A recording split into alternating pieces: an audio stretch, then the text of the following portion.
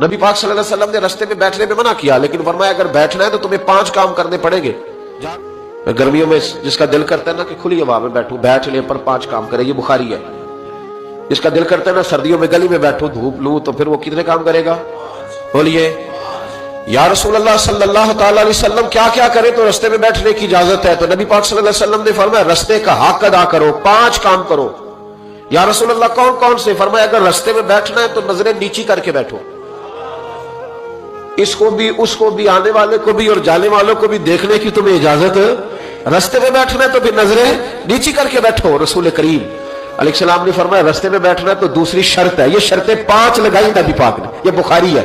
फरमाया रास्ते में बैठना है तो दूसरी शर्त तुम्हारे लिए ये है कि जितनी चीजें तकलीफ देने वाली रास्ते में पड़ी होगी वो बैठने वाले ने उठानी है।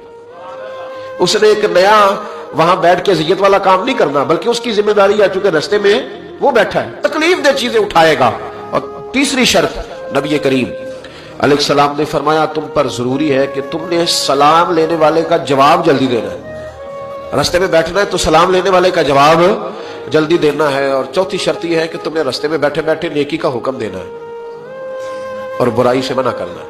ये 5 काम करने हैं, फिर तुम्हें रास्ते में बैठने की इजाजत है। ये रास्ते का हक है, इसको अदा करो तो रास्तों में